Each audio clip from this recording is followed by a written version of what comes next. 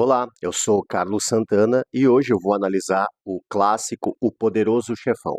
Mas a primeira coisa que eu tenho que te dizer é que se você veio parar aqui achando que vai achar uma crítica do filme para passar o tempo por entretenimento, você pode se retirar do canal. Não tem problema nenhum.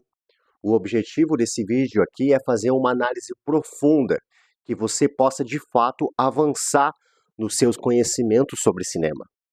O Poderoso Chefão de Francis Coppola, com atuações impecáveis de Marlon Brando, é mais do que um filme. É um manifesto da nova Hollywood.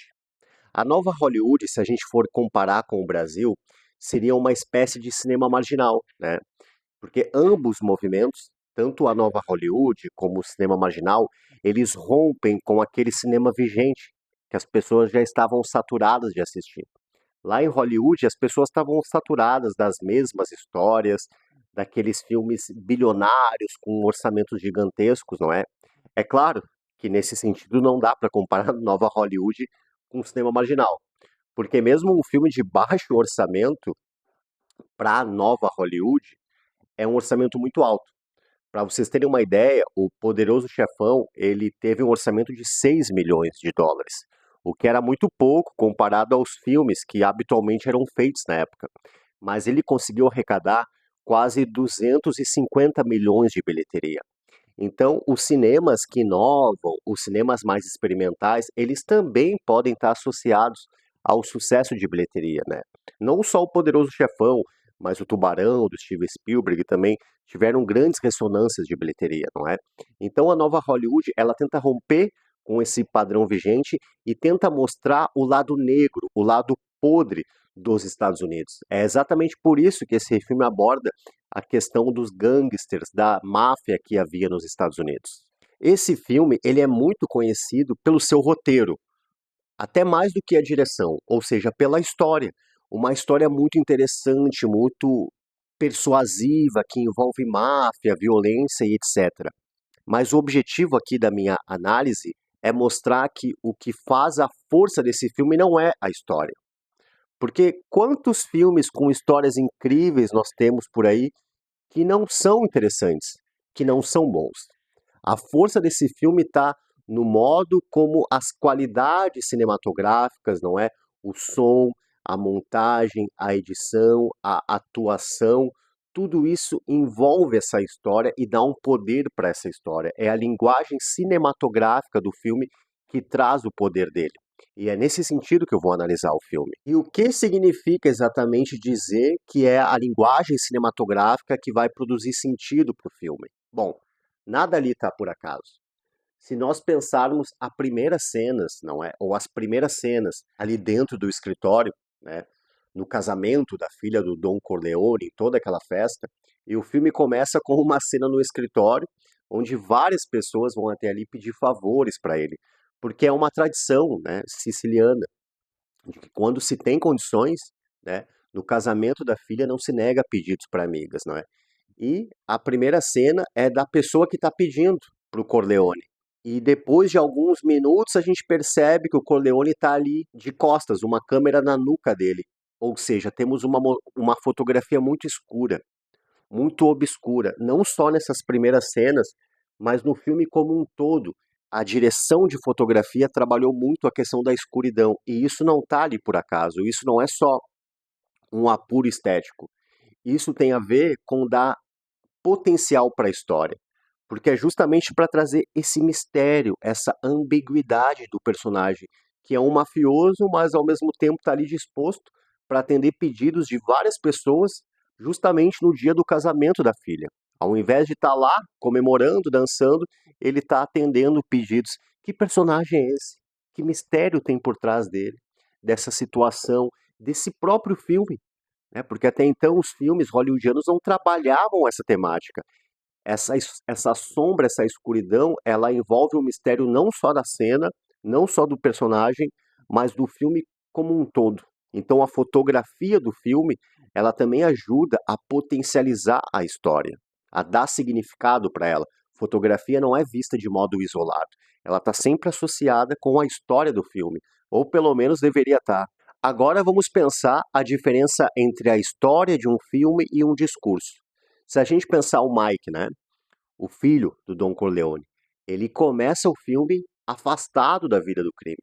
Ele não está associado com aquele mundo, embora seja filho do Don Corleone. Mas depois, aos poucos, ele vai entrando progressivamente nesse mundo, assumindo responsabilidades pequenas, eliminando inimigos, reconquistando o poder da família. E você poderia contar essa história para alguém que nunca viu o filme. A história por si só já é persuasiva e interessante. Agora, o discurso é a maneira como o filme vai apresentar essa história. Então pense no Michael antes de entrar no filme, né?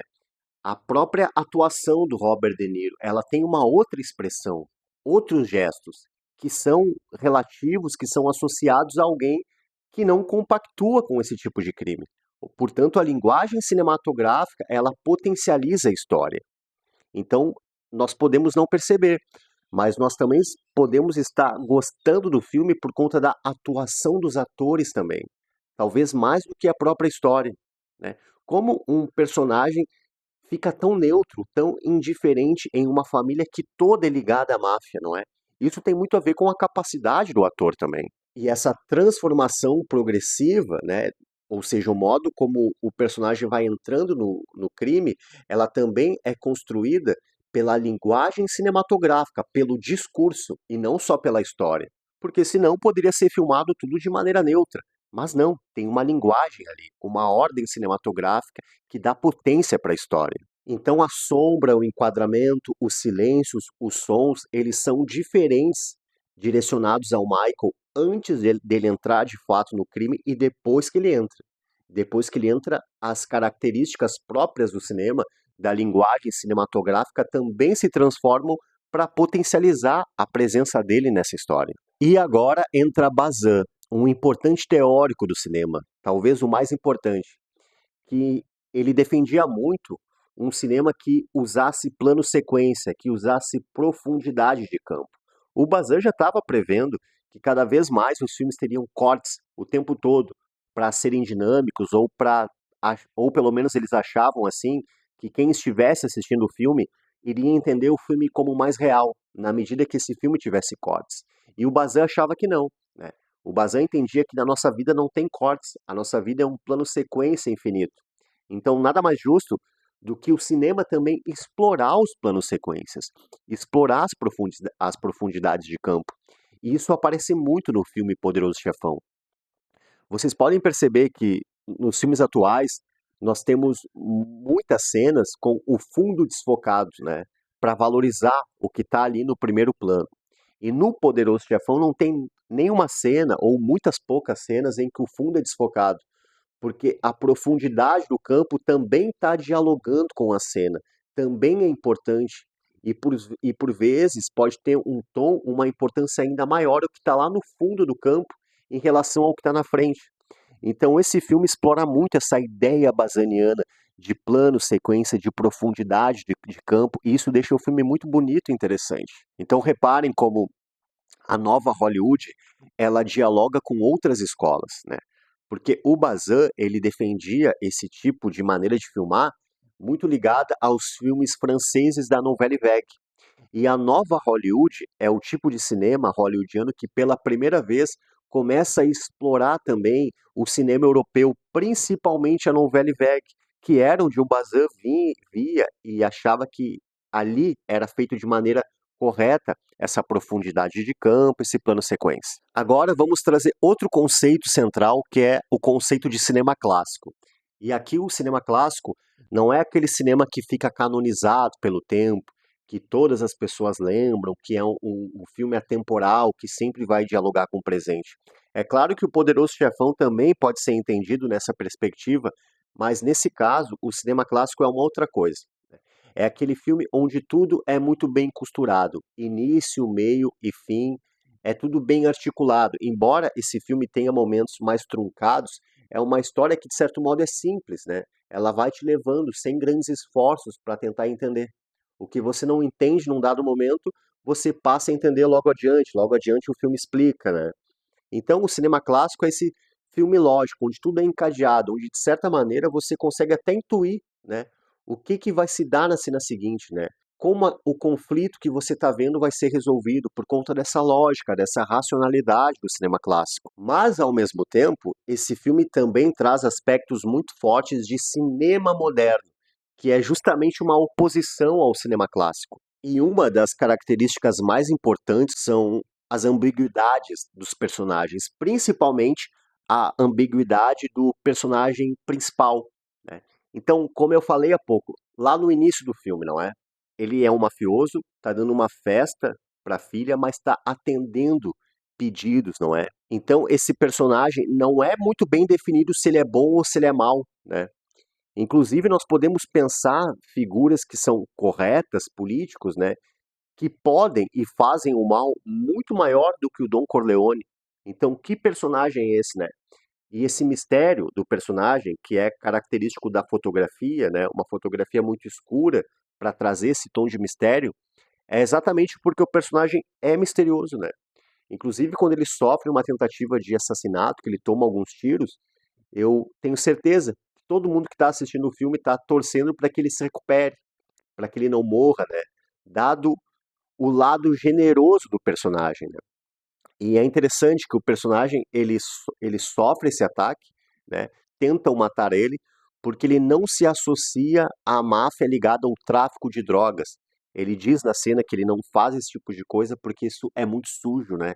Então, mesmo o mafioso ele tem uma moral ali, tem um mistério muito interessante nesse personagem. Ou seja, a ambiguidade do personagem faz o filme ter uma característica muito forte de cinema moderno, essa ambiguidade moral, não é? E eu falei em alguns momentos aqui da fotografia, eu quero destacar o diretor de fotografia, o Gordon Willis, que faz a fotografia dos 3 filmes da trilogia do Poderoso Chefão, bem como de outros filmes de diretores importantes de Hollywood, como Woody Allen. Uma fotografia marcada pela penumbra, com rostos ocultos. Nós temos essa penumbra nos rostos, onde metade ou uma parte do rosto é iluminada e a outra é muito escura. Assim como os ambientes também são escuros, né? Mostrando esse mistério do poder. Esse poder que ele está à margem da sociedade, pois são mafiosos, eles não são, digamos que, livres para terem suas vidas, eles vivem à sombra, né? Então essa sombra impede que o personagem seja totalmente legível, totalmente livre dentro da sociedade. Há um poder enorme, mas esse poder não pode estar 100% exposto. Outra cena muito interessante que é potencializada justamente pelas características cinematográficas é a cena do batismo, né? Em que o Michael Corleone está diante do batizado do seu filho, né?